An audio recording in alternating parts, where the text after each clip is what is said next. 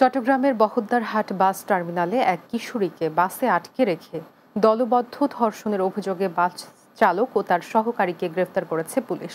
চট্টগ্রাম নগরের বিভিন্ন স্থানে অভিযান চালিয়ে তাদের গ্রেফতার করা হয়। ভিকটিম কিশোরী বর্তমানে চট্টগ্রাম মেডিকেল কলেজ হাসপাতালের ওয়ান স্টপ ক্রাইসিস সেন্টারে চিকিৎসাধীন রয়েছেন। চান্দগাঁও থানার ওসি আফতাব উদ্দিন বলেন, ভুক্তভোগী কিশোরী গত 15 এপ্রিল চট্টগ্রাম যাওয়ার উদ্দেশ্যে কক্সবাজার থেকে বাসে ওঠেন। বাসটি চট্টগ্রাম বহদ্দারহাট বাস টার্মিনালে পৌঁছানোর পর ওই কিশোরীকে বাসের ভেতর আটকে রেখে চালক, সহকারী ও বাসের সুপারভাইজার ধর্ষণ করে। এই ঘটনায় ভুক্তভোগী কিশোরী বাদী হয়ে মামলা করার পর চালক ও তার সহকারীকে গ্রেপ্তার করা হয়। সুপারভাইজারকে গ্রেপ্তারে অভিযান অব্যাহত রয়েছে। চট্টগ্রামের ডবলমুরিং থানা এলাকায় ডাকাতের প্রস্তুতিকালে অভিযান চালিয়ে অস্ত্রসহ একজনকে গ্রেপ্তার করা হয়েছে।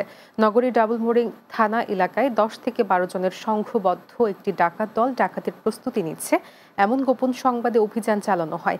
এ সময় আরিফ হোসেন প্রকাশ, মেহেদি হাসান নামে একজনকে আটক করা হয়। পরে তাকে নিয়ে নগরীর বারেক বিল্ডিং মোড়ের সিটি গ্রুপের খালি জায়গায় ডাকাত দলের আস্তানা থেকে একটি পিস্তল এবং 50 রাউন্ড গুলি উদ্ধার করা হয়। চট্টগ্রামে আগামী 30 এপ্রিল থেকে শুরু হচ্ছে দাওয়াতে ইসলামীর ইজতিমা। এ উপলক্ষে সংবাদ সম্মেলন করেন দাওয়াতে ইসলামী বাংলাদেশ চট্টগ্রাম বিভাগ। চট্টগ্রাম প্রেস ক্লাবের এস রহমান হলে সংবাদ সম্মেলনে লিখিত বক্তব্য পাঠ করেন মুফতি জহিরুল ইসলাম মুজাদ্দেদি আত্তারি।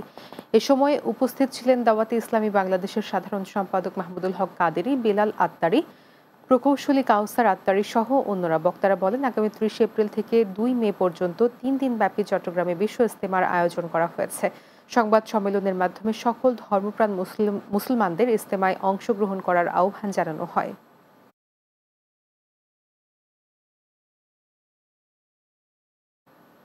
শেষ করব দিনের বাংলা। যাওয়ার আগে শিরোনামগুলো জানিয়ে দিচ্ছি আরও একবার।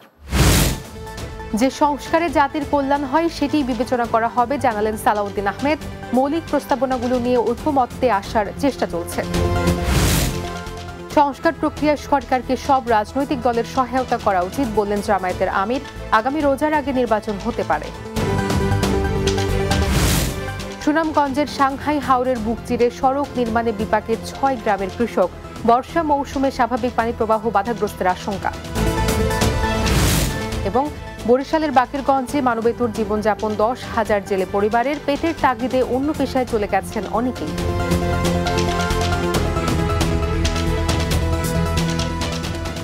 এই ছিল দিনের বাংলা। আমাদের পরবর্তী সংবাদ রাত 9টায় রাতের বাংলা দেখার আমন্ত্রণ রইল। এতক্ষণ সঙ্গে থাকার জন্য ধন্যবাদ।